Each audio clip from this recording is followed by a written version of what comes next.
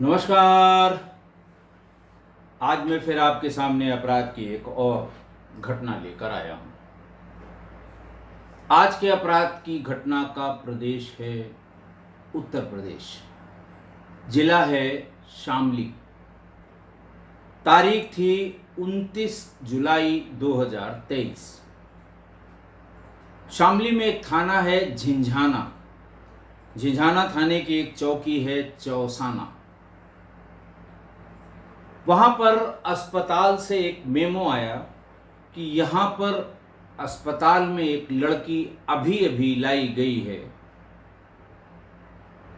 जिसने कुछ जहरीला पदार्थ खा लिया है और उसकी मृत्यु हो चुकी है। आवश्यक कार्रवाई के लिए पुलिस बल भेजा जाए। झिंझाना थाने से एक सब इंस्पेक्टर जब वहाँ पर पहुँचे तो लड़की की मां और पिता अस्पताल में मौजूद थे। उन्होंने बताया कि साहब, मेरी बेटी के साथ दो लड़कों ने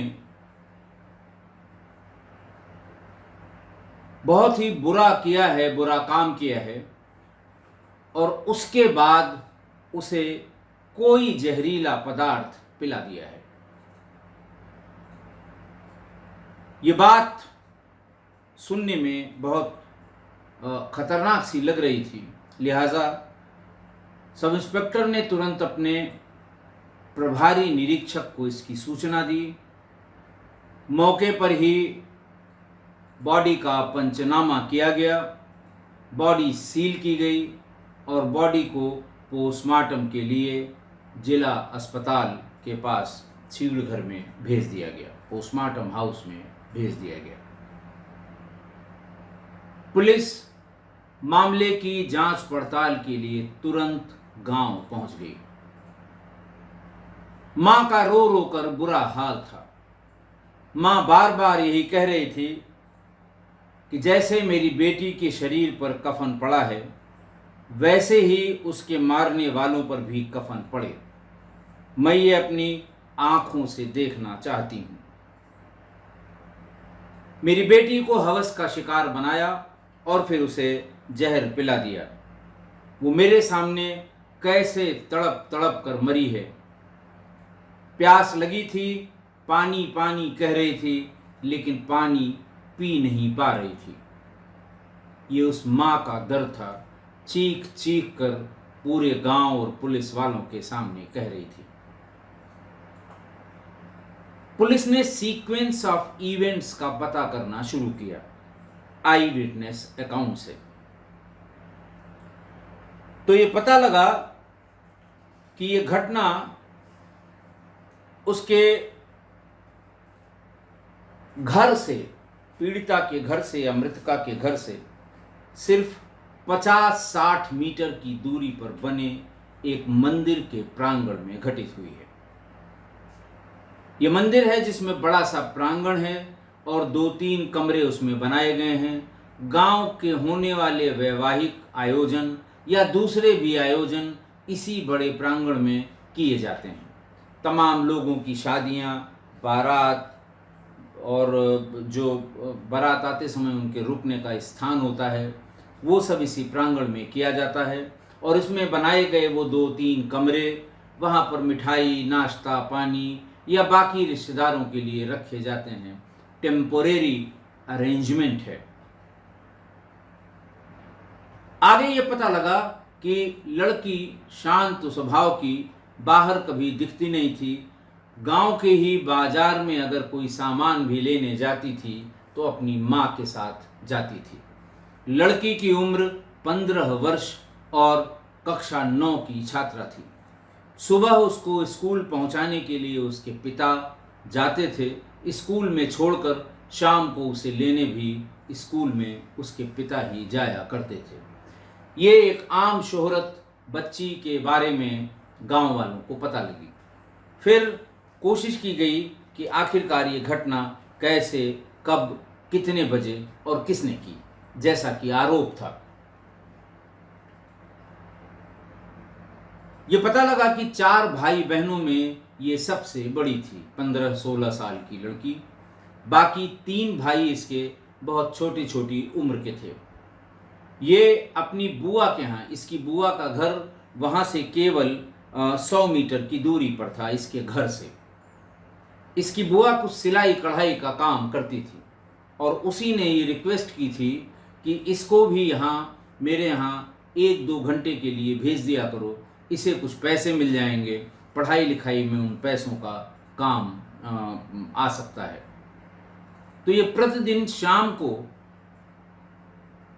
स्कूल से आने के बाद घंटे आधे घंटे बुआ के यहाँ जाती थी और उसके सिलाई कढ़ाई के काम में सहयोग करती थी, या जो उसके लिए काम बचा कर दिन में उसकी बुआ रखती थी वो काम कंप्लीट करती थी।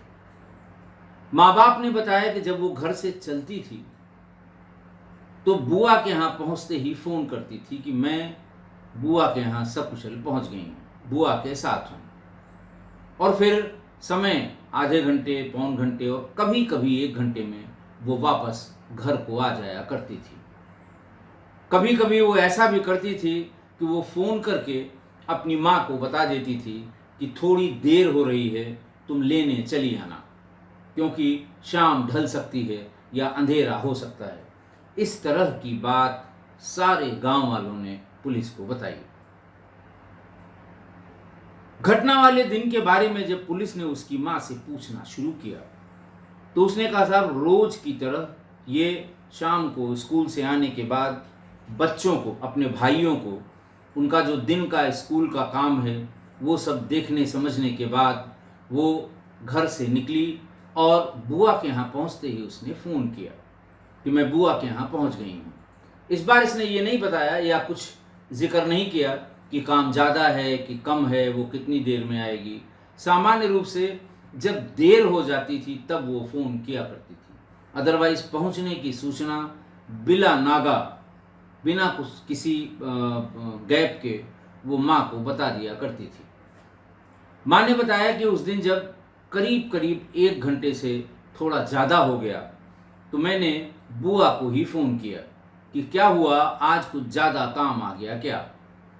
बुआ ने बताया कि वो तो बहुत पहले चली गई, वो कम से कम आधे घंटे, थोड़ा सा काम था, काम उसने कर दिया और फिर वो चली गई थी, इसके गए हुए तो बहुत टाइम हो गया। माँ कहती है कि मैंने बुआ का ये फ़ोन काट के मैं जैसे ही घर का दरवाज़ा खोल के निकल रही थी तभी गांव के ही एक लड़के का फ़ोन आया।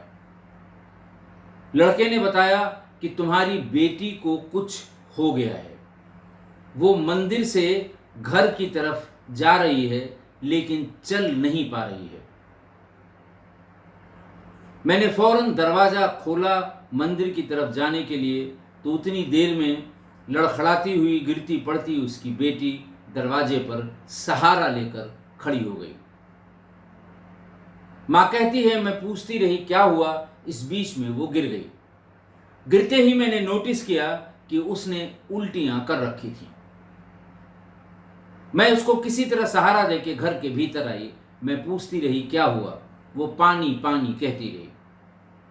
मैंने पानी पिलाने की भी कोशिश की लेकिन वो पानी पी नहीं पा रही थी। लेकिन इस बीच में उसने गांव के 2 लड़कों का नाम बताया। जब वो नाम बता रही थी इसी बीच उसके पिता और तीनों भाई भी आ गए।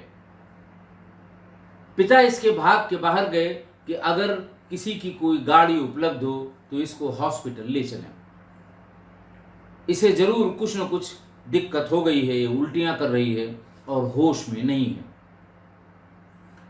वो भाग के बाहर से एक गाड़ी का, एक टेम्पो का इंतजाम करके आए। माँ बाप और तीनों भाई उसको उसमें टेम्पो में बिठाकर हॉस्पिटल ले गए। हॉस्पिटल में इमरजेंसी में बैठे डॉक्टर ने देखते ही कहा इसने कोई जहरीला पदार्थ खाया है। थोड़ी देर तक जब तक वो इमरजेंसी में ले जाकर उसकी ड्रिप विप की व्यवस्था करते या मेडिकेशन शुरू करते, इसी बीच में बच्ची ने दम तोड़ दिया।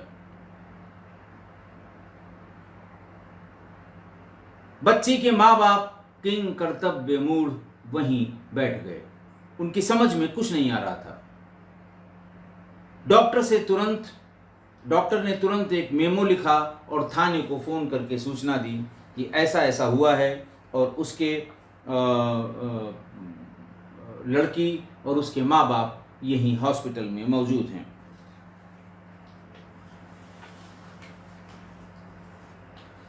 पुलिस ने आगे पूछा कि इन दोनों लड़कों में से किसी से कोई कभी बातचीत हुई हो, तुम्हारी जानकारी में हो, गांव में ये बात कभी हुई हो, तो उसने मना किया। गांव वालों ने भी ऐसा कुछ भी उनकी नोटिस में कभी आया हो तो उन्होंने कहा कि नहीं, हम लोगों को ऐसी कोई जानकारी नहीं है। वो बाहर निकलती ही नहीं थी। जब भी बाहर निकली होगी अपने माँ के साथ निकली होगी। कभी भी अगर गेट के बाहर निकली होगी तो उसके साथ उसके माँ या उसके बाप जरूर होते होंगे। यहाँ तक कि सामान लेते जाते समय भी कोई न कोई उसके साथ हुआ करता था। इसी बीच में जिन लड़कों का नाम उसने बताया था, पुलिस ने दबिश दी, उनके यहाँ मिले नहीं। उनके घर वालों से बातचीत की, मोहल्ले वालों से बातचीत की, कुछ नहीं पता लगा। लेकिन तब तक उन दोनों लड़कों के घर वालों ने पुलिस को एक स्टोरी बतानी शुरू की कि साहब, मुझे ये पता लगा था कि ये लड़की मेरे लड़कों के चक्कर में पड़ी रहती है। ये पहला बड़ा कंट्रडिक्शन था पुलिस के लिए, जो सामान्य ख्याति उस बच्ची की थी उससे इतर, उससे अलग, उसके विपरीत। ऐसा आरोप उन लड़कों के घर वाले लगा रहे थे। पुलिस ने उसकी माँ से फिर पूछा कि फला फला व्यक्ति ये बताते हैं कि तुम्हारी बेटी के इन बच्चों से, इन लड़कों से कोई न कोई संबंध थे। दोनों आरोपियों जिनका नाम लड़की ने मरने से पहले बताया था, वो दोनों भी लगभग नाबालिग थे। लड़की की उम्र 15 साल और लड़कों की उम्र 16-17 साल।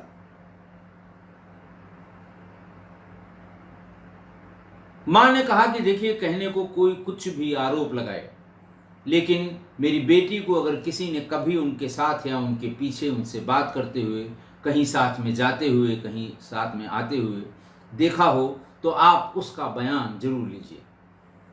ये भी कहा कि ठीक है, मेरी बेटी तो जान से चली गई, जिसको जो कहना हो कहे, भगवान हमारे साथ इंसाफ करेगा और सबके आरोपों का जवाब भगवान ही जल्द से जल्द देगा। हम यही चाहते हैं कि मेरी बेटी के आरोपियों को जल्द से जल्द सच्चाई का पता जल्द से जल्द लग जाए और उन्हें कठोर से कठोर सजा मिले। पुलिस को फिर ऐसा लगा कि बच्चे छोटे हैं, इनोसेंट होते हैं। जो उसके भाई थे, भाइयों से भी उन्होंने सीधा सवाल, बच्चों के मन को व्यथित करता है, तो बच्चों से बहुत देर तक वहीं घर से बाहर अलग बिठा के उन्हें अच्छी तरह पुलिस वालों ने बात की। हालांकि बच्चों से पूछताछ करने के नियम में ये है कि वर्दी वाले उनसे पूछताछ नहीं कर सकते या नहीं करना चाहिए, उनके मन में भय बैठ जाता है। बहरहाल कुछ एक मध्यस्थों को या गांव के लोगों को लेकर पुलिस ने उनसे बातचीत शुरू की। किस क्लास में पढ़ते हो, क्या करते हो, कितने बजे स्कूल जाते हो, कितने बजे आते हो, टीचर का क्या नाम है। फिर धीरे धीरे ये पूछते पूछते तुम्हें पढ़ाता कौन है। बच्चे रोने लगे, बताने लगे कि मेरी दीदी ही हम तीनों को पढ़ाती थी। शाम को भी, यानी जिस दिन वो गई है, जिस दिन उसके साथ ये हादसा हुआ है, उस दिन भी वो स्कूल का काम देख के और घर का काम अपने हैंड राइटिंग में, उस किताब में, उस रफ में पीछे जहाँ होमवर्क का जिक्र होता है वहाँ पर लिख के तब वो गई थी। बच्चे ये भी रो रो कर बताते रहे, भाई उसके छोटे, कि मेरी बहन हम लोगों के कहने पे जो भी खाने का मन हो रोज बनाती थी, खिलाती थी। और बाजार से हमेशा जब भी बाजार कोई सामान लेने जाती थी, हम लोगों के लिए टॉफ़ी लेकर आती थी। फिर पुलिस असली मुद्दे पर आई कि कभी किसी ने कुछ कहा हो या दीदी ने किसी को कुछ कहा हो या फ़ोन पर ऐसा लगा हो कि दीदी किसी से बात कर रही है।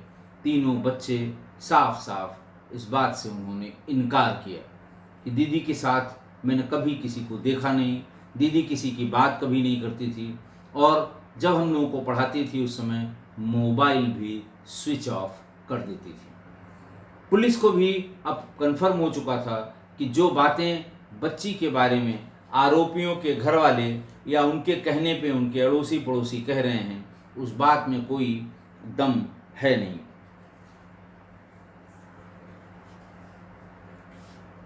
पिता से फिर अलग से पूछताछ शुरू हुई कि शायद पिता कोई प्रकाश डाल सके कि ये बच्चे जिनका नाम उसने अपनी माँ से बताया था, बाप के सामने बताया था, इसकी तस्दीक हो सके।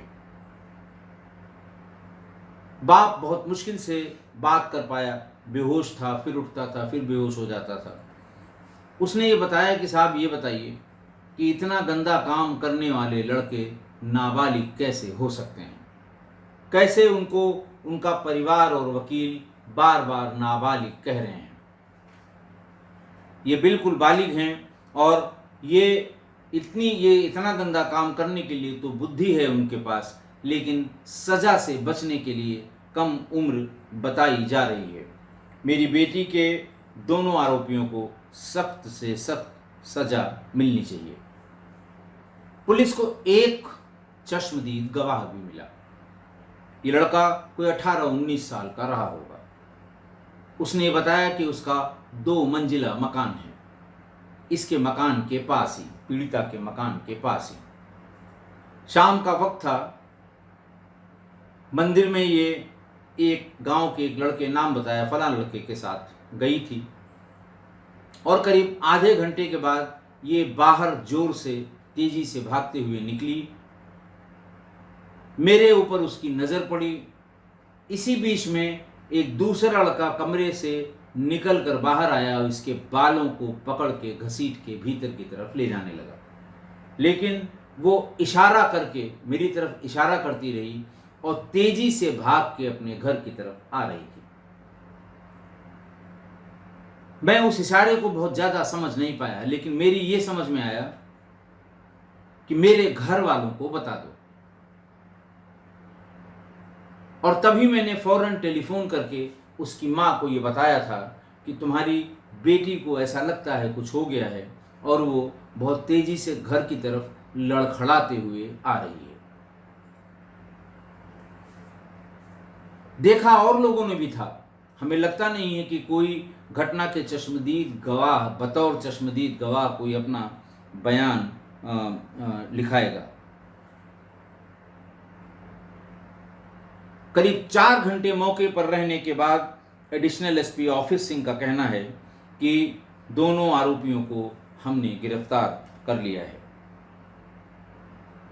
तथ्यों की जांच की जा रही है। अभी 4 दिन पहले की ये घटना है, लेकिन बातचीत में ये बात तय हो गई कि इन्हीं दोनों ने उसके साथ दुष्कर्म करके उसे सल्फास की गोलियां ज़बरदस्ती खिला दी थी, और जब वो बेहोश हो गई थी, उसको वॉच कर रहे थे। बेहोश होने के बाद वो वहाँ से जाना चाहते थे।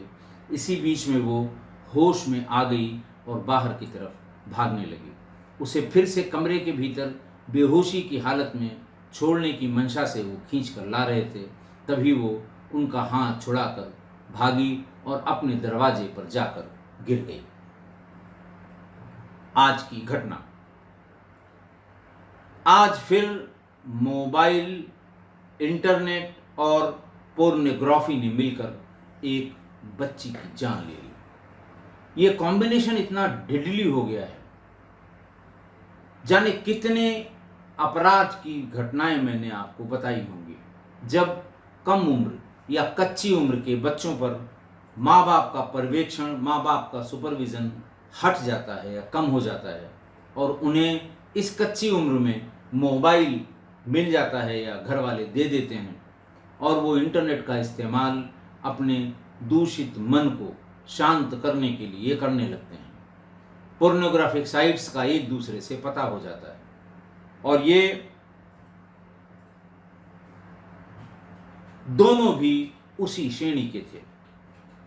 मृतका की उम्र 15 साल और आरोपियों की 16-17 साल, दोनों नाबालिग। एक को तो एक आध महीने ज़्यादा बताकर पुलिस ने बालिग साबित किया, क्योंकि सब जानते हैं, इन्वेस्टिगेशन करने वाले भी, थाने की पुलिस भी, सब सुपरवाइजरी ऑफिसर्स भी, जुडिशरी भी, कि किसी भी अपराधी को नाबालिग बताए जाने के पीछे क्या कारण होता है, या अगर वो नाबालिग है तो उसके बड़ी से बड़ी गुनाह की भी सजा केवल 3 महीने है। कानून में है, हम आप कुछ नहीं कर सकते। बहरहाल पुलिस ने एक को तो बालिग साबित कर लिया, लेकिन दूसरा नाबालिग ही रह गया। ये दोनों दिन भर मंदिर के खाली कमरे में बैठकर या बाग में बैठकर पॉर्न वीडियो देखने के लती हो गए थे। दोनों इसी फिराक में रहते थे कि उन्हें कोई सॉफ्ट टारगेट मिल जाए। वो रोज इस बच्ची को अपनी बुआ के घर से अपने घर आते और जाते हुए देखते थे। अपराध से संबंधित जो प्रोग्राम आते हैं, सावधान इंडिया या क्राइम पेट्रोल जैसे, उनको देख के उन्हें ये ज्ञान हो गया कि जबरदस्ती अगर इसको ले जाएंगे, ये चिल्लाएगी तो 50 मीटर की दूरी से कोई न कोई आ जाएगा, हम पकड़े जाएंगे। 4-5 दिन से वो इसी जुगत में लगे थे कि आखिर किस बहाने इसको मंदिर के प्रांगण वाले कमरे में लाया जाए, क्योंकि खाली टाइम में पूरा टाइम अगर कोई आयोजन वहाँ नहीं हो रहा है तो वो वहीं बैठे रहते, मोबाइल देखते रहते थे, पोर्नोग्राफिक वीडियोस देखते रहते थे, या फिर किसी पेड़ के नीचे या बाग में वो ऐसा करते थे। प्लान के मुताबिक जैसे ही घटना वाले दिन वो लड़की अपनी बुआ के घर से अपने घर की तरफ आई तो उन दोनों में से एक उसके पास भागते हुए पहुंचा। उसने कहा, मंदिर में गर्भगृह में थोड़ी सी सफाई होनी है, हम अकेले साफ नहीं करा पा रहे हैं, मेरे घर वाले अभी पूजा करने के लिए पहुंच रहे हैं, मुझे डांट बहुत पड़ेगी। 2 मिनट चल के अगर उसको साफ कर दो तुम भी और हम भी मिलके, तो 10-5 मिनट में वो साफ हो जाएगा, पूजा करने में आसानी होगी। क्योंकि ये बच्ची भी सुबह शाम स्कूल जाने के से पहले और शाम को किसी वक्त उस मंदिर में प्रणाम करने जाया करती थी। उस लड़के की बात मानकर वो बच्ची भी उसके साथ मंदिर की तरफ मुड़ गई। बच्ची ने कहा, कौन वाली मूर्ति की जगह साफ करनी है? उसने कहा कि हम बता देंगे, कमरे में चलो, वहां मैंने पानी को संभाल कर रखा है, यहां रखूंगा तो कुत्ते उसे जूठा कर देंगे, किसी भी समय कुत्ते घूम रहे हैं। उसकी बात मानकर उस लड़के के साथ उस कमरे में, जो बने हुए कमरे थे, खुले हुए रहते हैं कमरे ये, उसके भीतर जैसे ही गई, दूसरा साथी पहले से घात लगाए बैठा था। उसने लड़की के भीतर आते ही उसका मुंह बंद करके जमीन पर पटक दिया। एक ने मुंह बंद किया, दूसरे ने कुकर्म किया, गंदा काम किया। फिर दूसरे ने मुंह बंद किया, उसने गंदा काम किया। अपने साथ ये सल्फास की गोलियां ले गए थे। दोनों ने उसका मुंह पकड़कर, मुंह खोलकर जबरदस्ती उसमें 4-5 गोलियां डाल दी और बाल्टी में रखे हुए पानी से उसका मुंह भर दिया ताकि ये गोलियां भीतर चली जाएं। उसके गर्दन पर देर तक पैर रख कर ये लोग खड़े रहे कि थोड़ी देर में या तो ये मर जाएगी या वो कीटनाशक दवा का असर होने लगेगा। जब उसकी ये समझ में आया कि अब ये बेहोश हो गई है और जैसे ही उसने पैर उसकी गर्दन से हटाया, वो उठकर भागने लगी। इनको डर हुआ कि अगर ये ऐसी हालत में बाहर गई तो ये नाम जरूर बता देगी। गांव के ही दोनों लड़के थे, दोनों को अच्छी तरह जानती थी, इसीलिए बाल पकड़कर खींचने की कोशिश की और तभी उसने सामने दिखने वाले उस लड़के को इशारा किया और घर की तरफ भागने लगी और इसी समय वो दोनों भी कमरे से निकलकर तेजी से भागते हुए गांव की तरफ चले गए। इतना प्लान, इतनी दूषित मानसिकता, इतनी गंदी सोच, इतनी बुरी लत।